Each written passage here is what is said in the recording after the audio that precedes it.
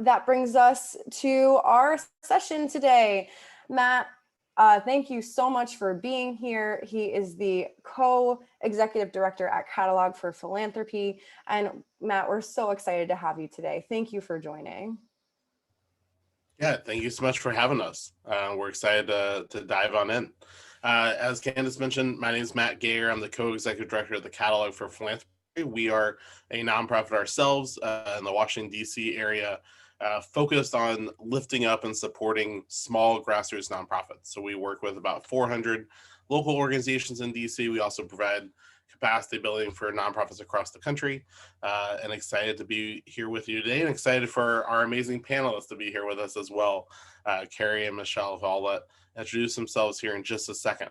We'll be diving into kind of communication strategy, and really talking at a high level, but also pretty tactical about just, it's still a weird year, right? And there's still a lot of uncertainty out there. So how are we making a plan?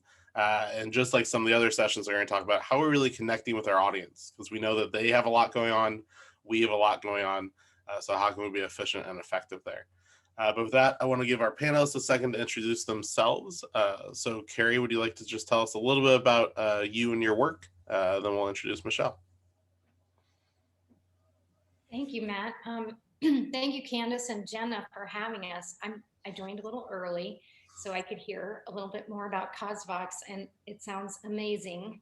And I wish I had all day to join you guys. It sounds really like people are going to learn a lot. I am here in Washington, D.C. My secret skill is that I am pretty good at being in, on, around water. So my recent hobby has been to take to the river and kayak, which we can do in DC because of Catalogue for Philanthropy and the Potomac River Keepers and Potomac Conservancy part of the Catalogue.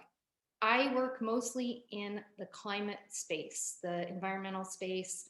I help nonprofits from sort of big issue areas to small individual nonprofits raise money, raise profiles. It could be any number of things, from getting people to go to their local legislators or designing a year-end giving campaign. I'm thrilled to be here. Thank you, Matt, for inviting me, and I'm looking forward to meeting Michelle. Great.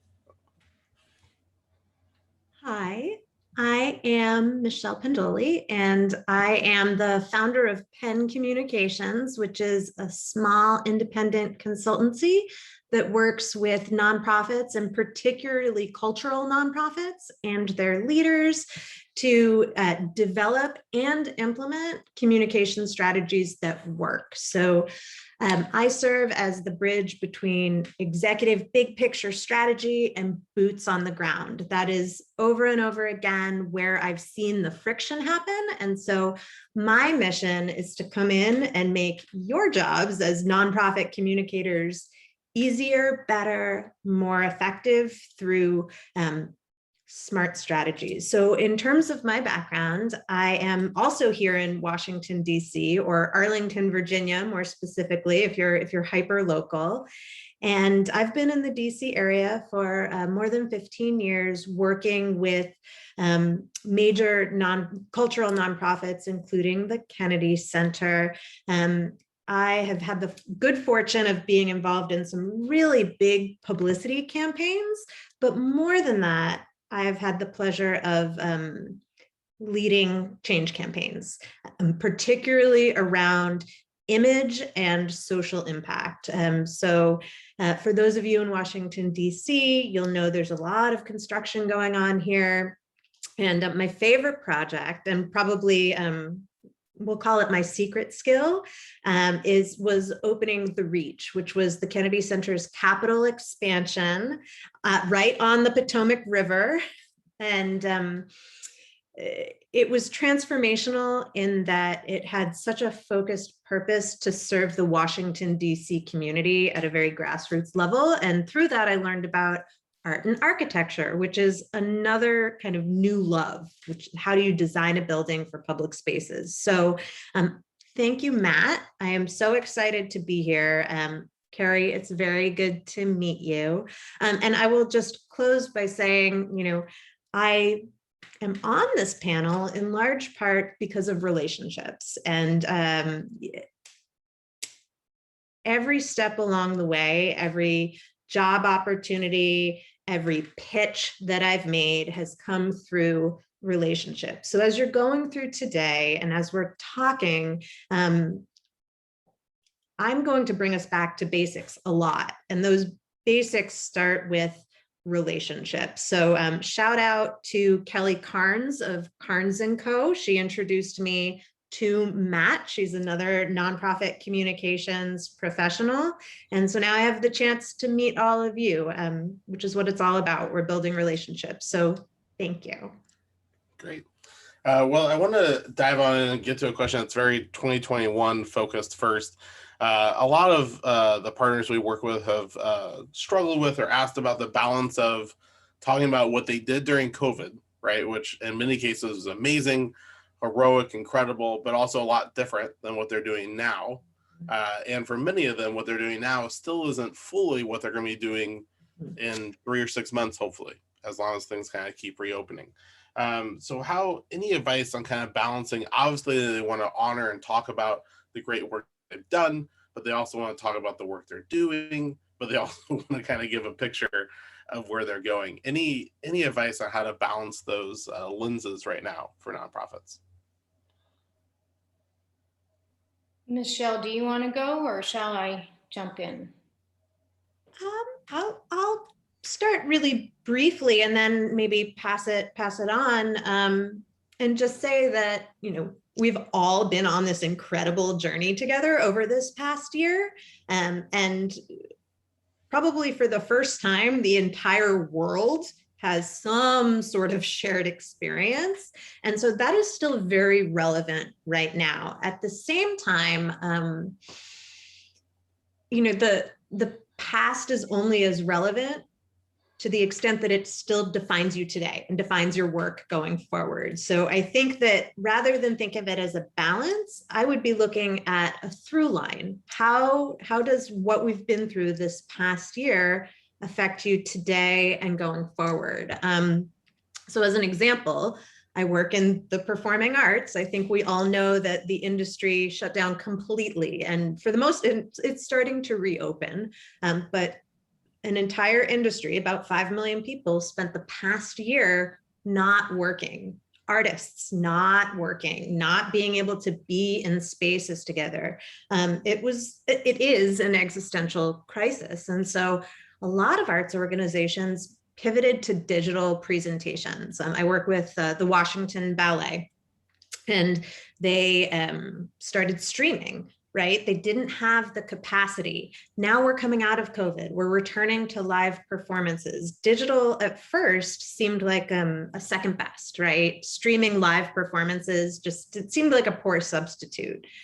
Now we look back and say, what did we learn from that? It's not that it's a poor substitute, it's actually a complement. And how does that fit into our world going forward? Well, it absolutely does. It's not a replacement, but it's a value add for our donors, especially.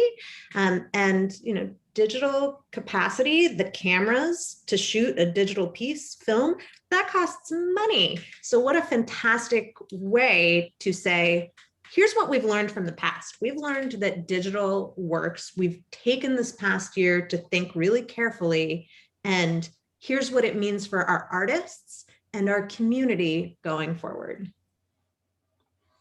Michelle, that was fantastic. I want to just pick up on a few things you said that I think are pretty relevant. One being that you always have to keep your audience in mind, and the relationship is everything. So having said that, everyone on here, out in the world, anybody you see, any other human being has been through a traumatic event, and they haven't forgotten it, even though, they're still dealing with it. And so I think what you said is a through line, kind of maybe even acknowledging these are unusual times. We all have this shared experience. and we're moving forward. You know, this is how we dealt with this situation, and this is how we're going to deal with what we have in front of us right now. And in the future, we'll be there. We want to be there in the future. And so I think that is a really good way to encompass this through line that you said. Matt? Definitely, yeah. And I think highlighting the community responsiveness, right? One theme for every organization that pivoted was that they were doing that because that's what they heard from the community that they needed at that time. And that's a compelling message, and hopefully something we continue to do during any time. So that's great. That's kind of a through line or theme. Shifting gears a little bit to kind of get a little more specific, I want to talk a little bit about social media. A lot of organizations have noticed, and obviously we've all seen social media engagement activity, not surprisingly, when everyone was at home, went to levels unseen before, right? During the pandemic. It still is greatly elevated right now. So we know a lot of folks are on there, a lot of folks are using it. Do you think this means nonprofits should be spending more time and resources there because of that? And if so, do you have any kind of tips or trends you're seeing to help nonprofits be more successful if they are kind of spending more time and resources on their social media engagement? Well, I definitely think you want to see your social media engagement numbers go up and your email lists go up. If you're getting a lot of unsubscribes, again, I'm just going to go back. I'm sorry, but I'm going to go back to relationship. When you're talking to your donors, are they on social media? Can you do a survey to find out, like, do you really look at Instagram? Maybe they don't. Maybe they, or do you really respond to email? Like, it's a possibility you can find out more about, because the donor you have is your best donor right now. And the opportunity to turn them into an advocate is really what you'd like to try to do, because what you want is for them to pass something on.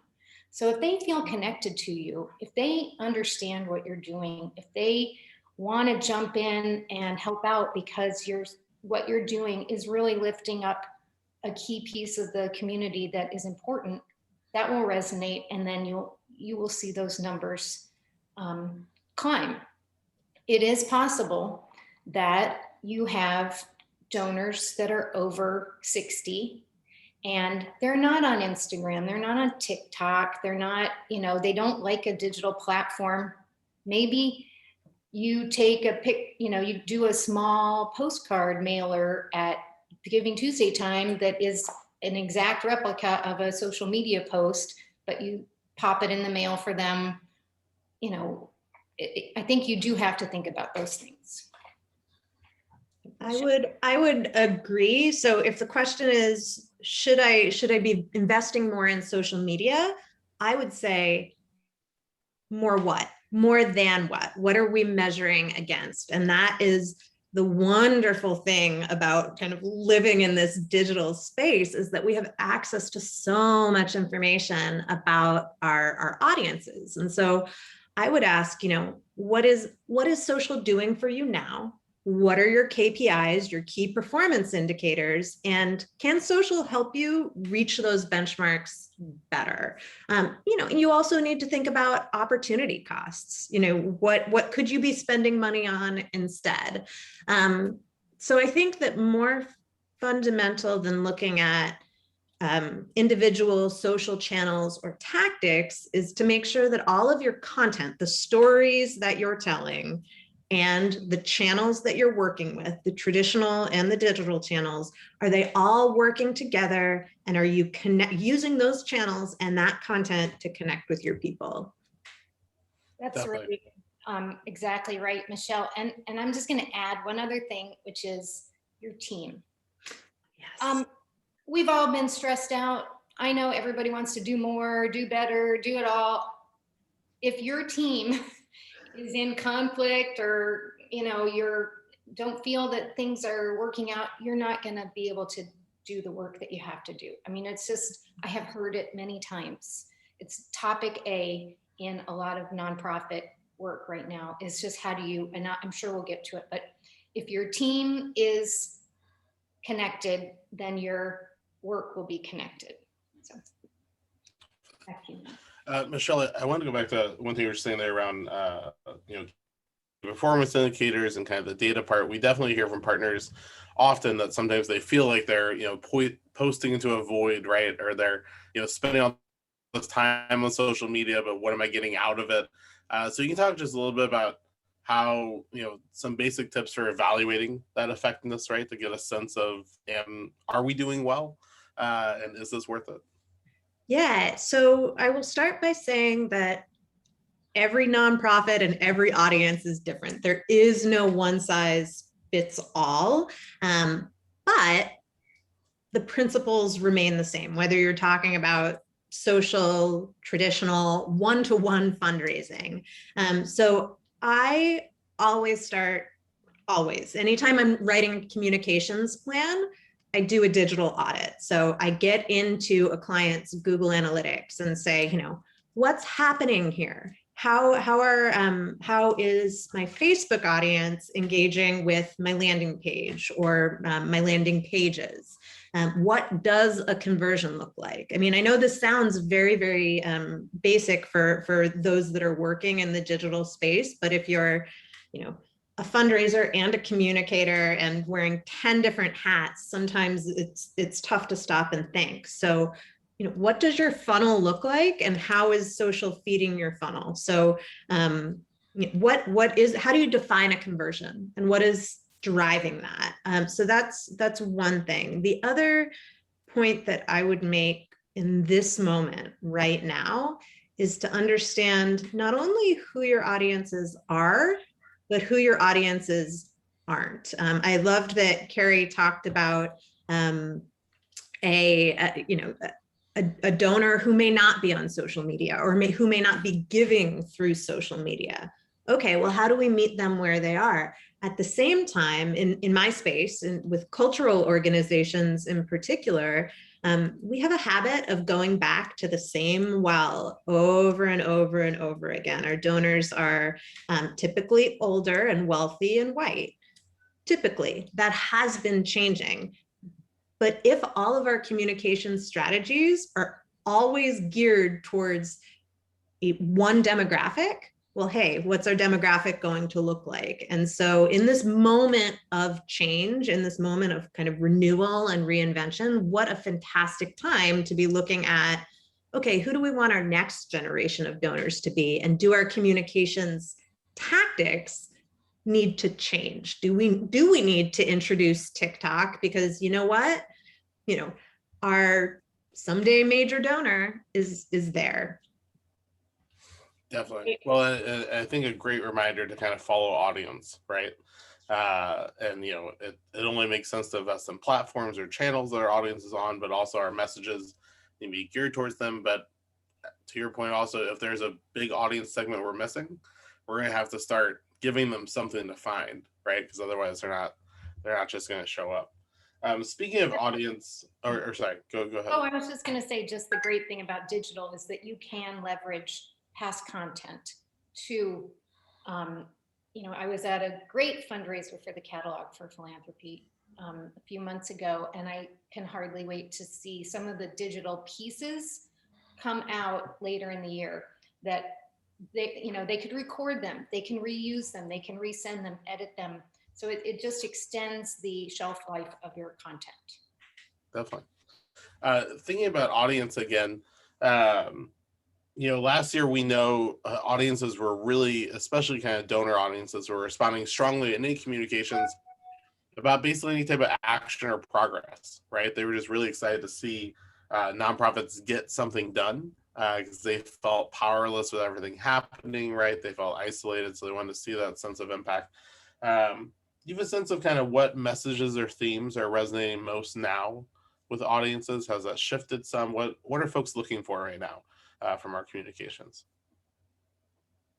Impact, resilience, their values almost, really. And it is, I say to clients all the time, people are reevaluating everything. They're moving, they're changing their internet company, they're changing whether they are streaming on Disney Plus or Netflix, or, you know, there's a lot of change. So really knowing what your core values, what you want people to feel when they interact with you. Do they feel like you're an asset to the community? Do they feel like you are providing impact? You're providing, you know, learning tools for young kids in neighborhoods where they don't have tutoring anymore. They're, you know, so I think I would say impact, resilience, and value.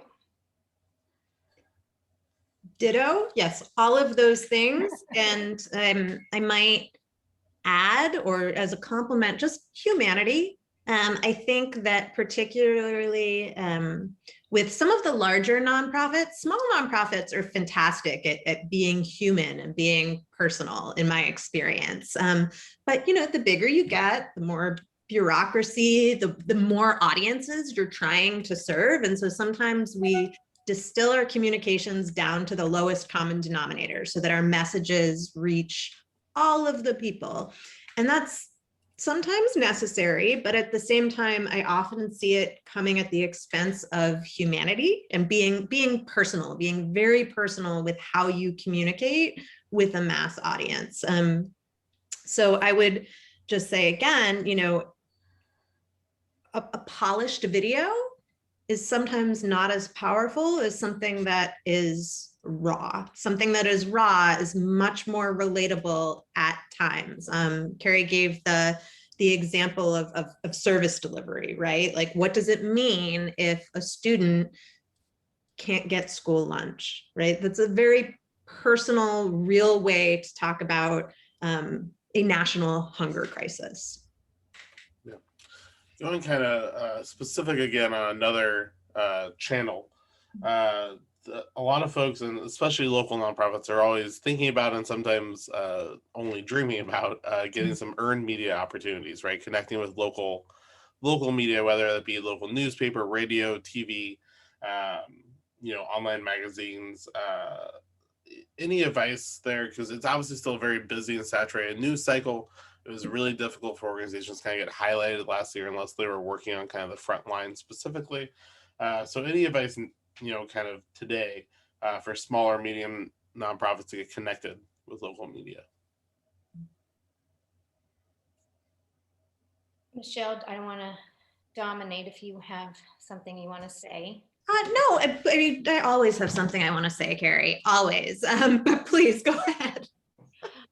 Oh, well, I mean, I think that the uptick of blogs and creating your own content is kind of a nice way to begin. If you have a story to tell, you have a volunteer who could write a blog that showcases the relevance of the work that you're doing. And then you can send that around to some local listservs, local publications. Sometimes they will reprint what you've written because you've already repackaged it. You've done the work for them. They need content too. So if you talk about helping hands across the Potomac, you know, and you talk about the work they've done, and that could be very relevant to some smaller publications that just want additional content. In addition, there was another point I wanted to make. Maybe I'll come back after you, Michelle. So publicity is where I started my career, and probably where I have the greatest depth of experience. And I will say that working with traditional news media, earned media, mainstream media, whether it's local or national, is getting more and more difficult every day. No, I don't think I'm surprising anyone when I say that. And Carrie's point about being your own content creator, being your own storyteller, that is more important than ever before. If I were thinking about resource allocation, I would make sure that I have an awesome storyteller on my staff, you know, and I would really understand where those stories are coming from, because the media will not do it for you. That said, man, a great article can still get your board and your donors so jazzed. So, don't throw the baby out with the bathwater. News media still have a role to play. And in this moment, coming out of COVID, and the past year, and talking about social justice issues, really serious social justice issues. These are national conversations that we as nonprofits play a role in. We are mediators in these discussions. And so when approaching local media, I would think like a journalist, right? What are they thinking about right now? And what are the trends? So social justice stories, very important. Racial justice stories in particular, if you're doing work, boots on the ground to bring people together or to make a more just community, make sure you're talking about it to the people who are writing about it. And then, going back to thinking like a journalist, you have to be able to personalize your pitches in the same way that you wouldn't send a spammy sort of email asking for donations or something very impersonal. You don't want to pitch a bunch of journalists. Research, find the one person that can help tell your story and make sure that it's relevant right now. Go back to Google. I mean, I know this sounds silly, but Google, what makes a good news story? There are so many resources out there to help you understand how to find your story. And so those would be my tips. Make sure that you're your own storyteller and your own content creator first. And when you do engage news media, know why you're engaging them and meet them, speak with them in a way that they will understand. Think like a journalist. I'd like to just hop onto that visual. If you have art, pictures, graphics, even a graphic of your impact, pre-COVID, post-COVID, like anything, because it helps people understand. They're inundated with text. They're not going to read everything you write. So thinking visually is also important. Someone was asking the Q&A, and it seems like a good time to bring it up. Media is obviously one great way to get in front of new audiences. And we know that the past year especially has been really difficult for acquisition, right? During any type of disaster fundraising or communications, people turn towards organizations they already know in a lot of cases. So often it's hard to break through with new audiences. But any advice for this year as part of people's communication strategy about how to really get new audiences to show up, right? Whether that's on social, inviting them to events, like any advice there? Again, I'm just going to go back to the relationship piece and also maybe your boards. The people that give to you are your champions and you want them to share. So if your board is not championing your work, maybe you need to look at your board, figure out what they need to be able to go out and invite their friends and invite their colleagues. And so, you need to turn people into enthusiastic supporters. Also, someone in the chat had something about compassion fatigue. Mm-hmm. And I don't think that if you're talking about impact, how you've helped, even if there's compassion fatigue, people will see you as relevant. People have compassion fatigue about things that they can't do anything about. Just yesterday, I had a friend of mine who knows I do a lot of environmental work. And he was just like, oh, the earth. I said, you don't mean that, but I understand. I understand that it's hard to know what to do. So if you are giving people a roadmap to relevance, impact, resilience, and I think you're on the right track. Great. I'm going to also turn to a couple other questions that we have here. Someone was asking, and Michelle, this might be for you, but specifically thinking about getting in front of reporters. Do you have any advice on some of the software or tech platforms that are out there now about, either shoot out, your press release to every single local journalists locally, right, or like Meltwater, that's going to help you be a little bit more aware of when you're getting mentioned, media and things like that. Any advice on any of those? Should nonprofits be spending their time kind of looking into that type of stuff? Yep, those are good questions. And I'm going to give a wishy-washy answer and say it depends. It depends on your objectives. For one, does media play a big role in helping you achieve your mission? For some organizations, the answer is absolutely yes. Thought leadership is thought leadership through publishing op-eds and having executive visibility. Is that a huge part of what you do? Then maybe yes. On the other hand, and I've used all of the software, and I have many opinions, but they are expensive.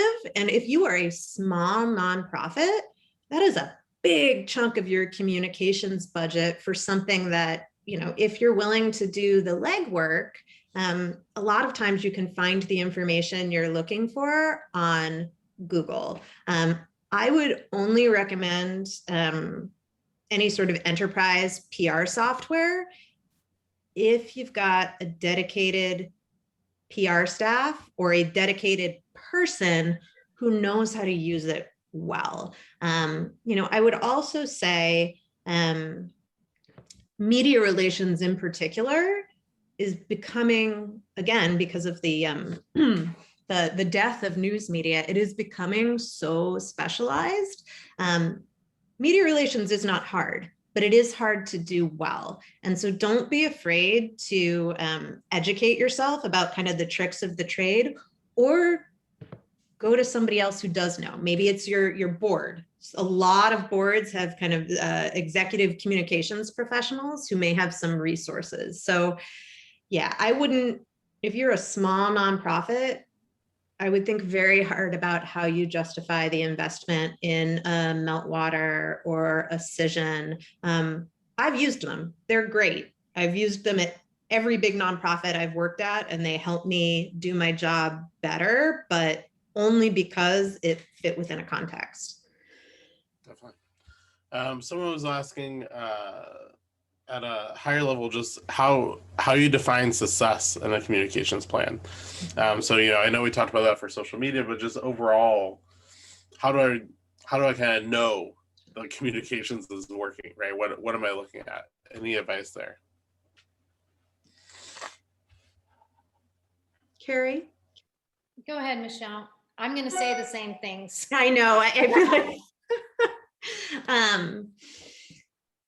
how do I know my communications is working? You know it when you see it? No, we're so far beyond that, right? You see it when you see growth, when you see growth, see retention, are your key performance indicators. Again, are people coming to your website? Do you have an increase in donations? Do you have an increase in foundations approaching you to support your work? Are more people answering the phone when you call? Those are some of the kind of frontline indicators, I would say. What Matt has heard me say many times, and I'll try to do this. I was thinking about doing a slide, but I didn't. Is when your communications are really going, it helps your fundraising, and then your fundraising can support your communications. And it's like this. So I just always think of, it's not just more communications, it's talking to your audience in a way they can absorb the information and connect with what you are doing. And I see a lot of questions in the chat, Matt. Can you? Yeah, definitely. So a couple other questions that have come in. Someone was asking about, we were talking earlier about that audience funnel, right? About taking folks from one place, getting to where we want to go. Any advice on how to build that into a communications plan, right? Taking people from just hearing stuff to actually doing the things we want them to do. I'll use the example of two nonprofits that I love, one being the Catalogue, and one is when you get people involved, either volunteering, if this is in the case of the Catalogue, volunteering, you can volunteer for local nonprofits through the Catalogue's website. It's awesome. And a lot of people did it during pandemic. So that's one. And then, you know, engaging people, even if it's your board, in how to reviewing things, you know, reading a story and saying, could you take a look at this? People want to be helpful. And if you give them a specific ask, they're more likely to do it. And then again, they become, you want them to become champions. You want to give them the tools to really talk about you when you're not there.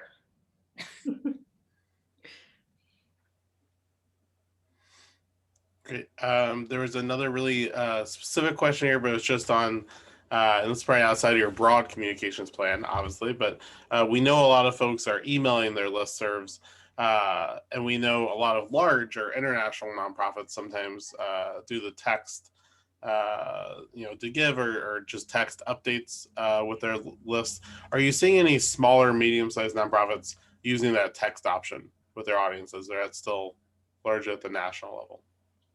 I tell you, I get a zillion text messages from the Trumpers. And I don't want this to be political in any way, but I think they bought every phone number in America. So, and have shared it with others. I get no text messages from Potomac Conservancy, from Feeding Partners, you know, from Reading Partners, from, you know, it's just, I just don't think people have the money. If you do have people's, maybe on Giving Tuesday, if you have somebody's phone number and you want to text them, that I think that'd be fine.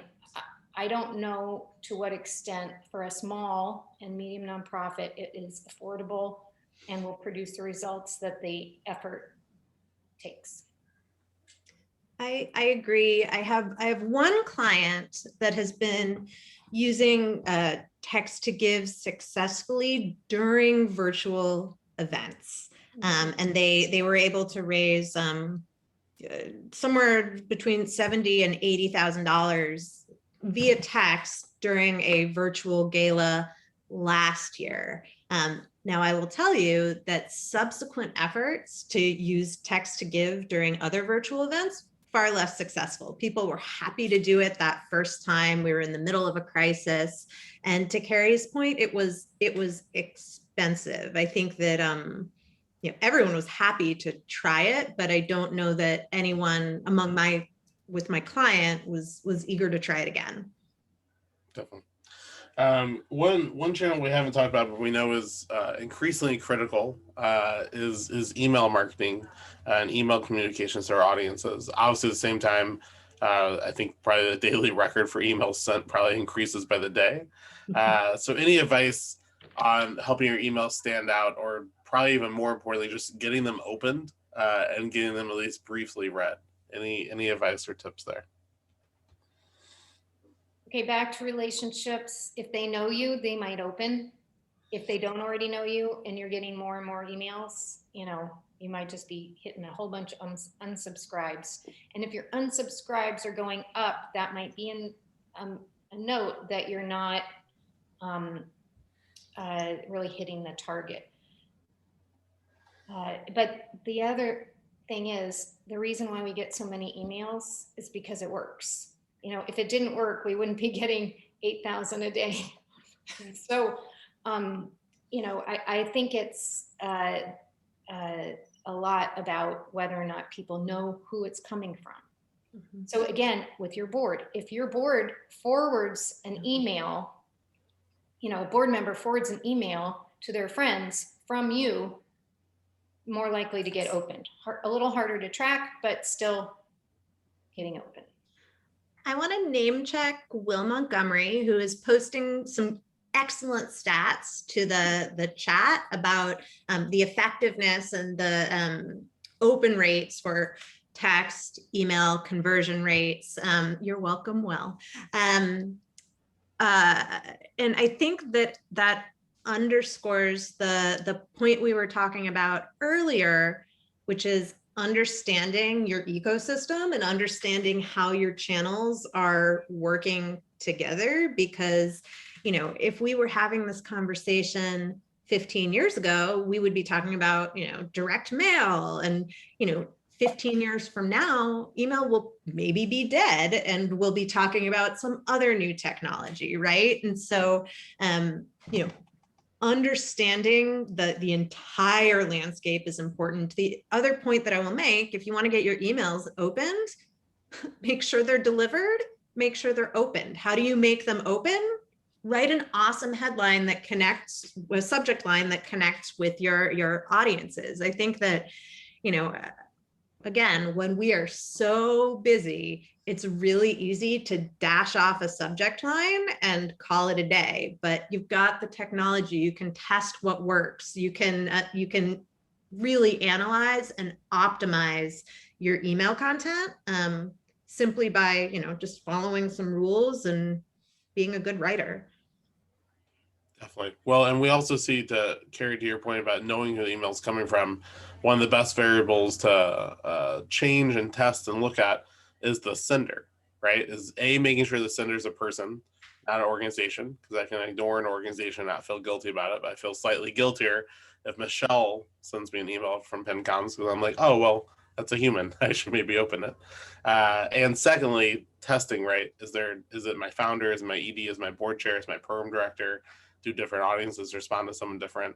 Because we know that's what really drives that initial click. I know we only have about 2 minutes left, so I'm just going to ask one final kind of summary question. I know there's a few questions we didn't get to, so happy to respond to those later. But the final question I was just going to ask is, obviously all of us are limited on time. We know small and medium-sized nonprofits especially always are, but really are right now. So if you were going to say just what's maybe the one or two things you would say folks should prioritize or invest their time in right now? If they have a little bit of time to spend, where should they be spending it right now? Ask again, ask again. I've been telling everyone that it's like, you know, you're not going to get money if you don't ask. And if you're not prepared, you know, just pretend Giving Tuesday is coming next week, and then you get all your stuff in a row, and you're, you know, just keep at it. I agree. Don't wait till Giving Tuesday to get your assets together. I know that for some of the smaller nonprofits, you know, just getting good photos to support a campaign, that's really hard. So take the time to put those pieces in place. Start thinking about your year in review right now during the summer. You know what you're going, well, we hope we know what we're going to be doing in September, October, November, write that year in review. And finally, say thank you, gratitude, right? Don't wait until after the gift to let your donors know that they are heroes in your journey, right? It is not just the recipients of your services. Those donors are part of what you do too. And a thank you goes a long way and sets you up to ask again. Great. And I'm just going to add, I'm sorry we're out of time, but even ask your board to call and thank big donors. It goes a long way. Definitely. A great note to end on there with the gratitude and reminding our donors that we can't be transactional this year, right? Our comms has to be relational. So that's a great point. Thank you, Michelle and Carrie. I'll turn it back over to Candace and Jenna. Thank you, Matt, for leading this awesome discussion. Carrie and Michelle, you have been wonderful, wonderful panelists. Thank you for sharing your great insights. I wanted to let everyone know that the Catalogue for Philanthropy is one of our sponsors for the Digital Fundraising Summit. So thank you for doing that. And for all of you that enjoyed today's conversation, want more information like it, check out the Catalog for Philanthropy's Learning Commons. They have a suite of digital capacity support for nonprofits. So 75 webinars annually that you can get access to. Take a look at that link. You can follow it in the chat. We'll be including that in our resource package as well. So you'll get the links to it afterwards. But such great content, really great insights, especially designed for the little guy, the small to medium sized organizations, really tactical webinars. So yeah, thank you so much, Matt, for joining us. And I'm really excited to get on with our digital fundraising summit today. So thank you again.